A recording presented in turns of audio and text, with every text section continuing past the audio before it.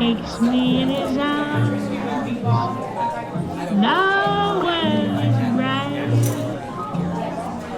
All right.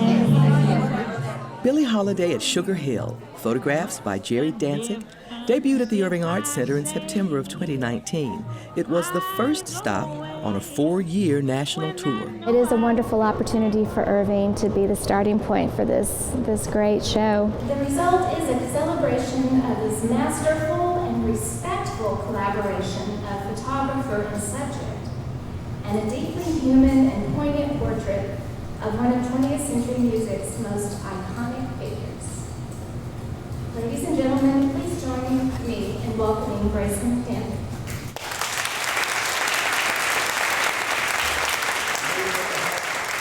This photograph right here was the first photograph. Archivist Grayson Danzig, son of photojournalist Jerry Danzig, curated the exhibit. It was a 20-year labor of love. My father wasn't known for this type of work. My dad was a panoramic photographer. He won Guggenheim Fellowships, had a show at the Museum of Modern Art, first in 1978, color panoramic show at Eber, curated by John Czerkowski. My dad was known not for this, but this happened because I love Billie Holiday. And I wanted the world to see her fully. Jerry Danzig was hired by Decca Records in 1957 to photograph Billie Holiday during her performances at Sugar Hill in Newark, New Jersey. We're talking about roughly a week in which Billie Holiday gave Jerry Dantzic access to her personal and public life. So you see her performing on stage, of course, but you see her walking on the street, greeting fans, hugging her friend. Really sweet moments with her godchild. You see her in the dressing room, getting ready to go on stage. So there's this wonderful combination of, you feel on one hand, she is very much aware of Jerry and of what he is doing, as well as just the sense of you get a picture of her just sort of living her life. It's a great combination. But this lovely, intimate work was almost lost to history. After he did all these pictures, what do you think he did with them? He just threw them on a table somewhere, and Gray found them years later. He didn't do anything with them. He didn't say, oh, I have to, have an exhibit or book. He was very, very modest. I don't know how to describe it, but once he wanted to make the photographs, but he didn't really care what happened to them afterwards.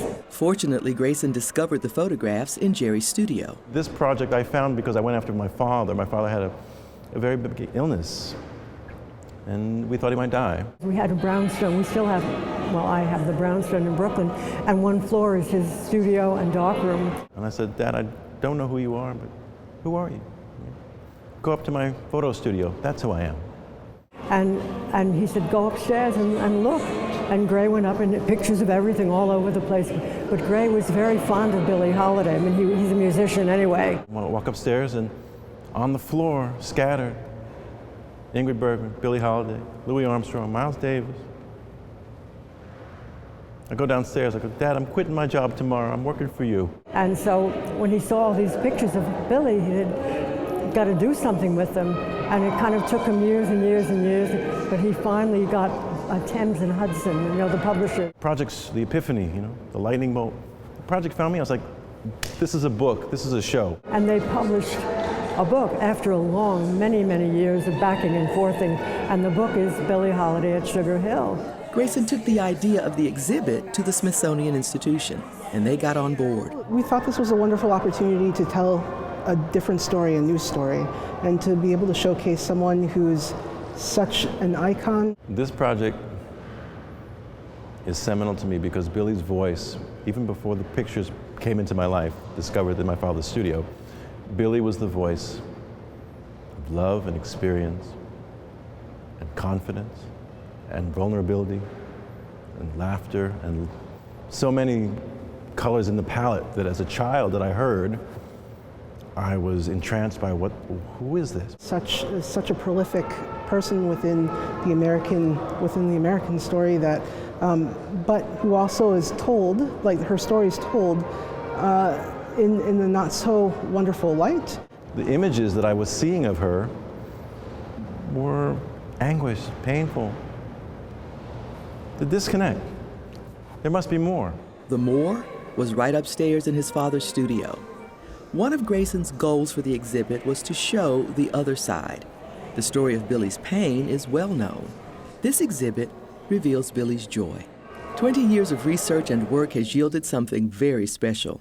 But Grayson says it best. I don't know how I could have done it easier, faster, but we did it good. This is Kathy Whiteman reporting.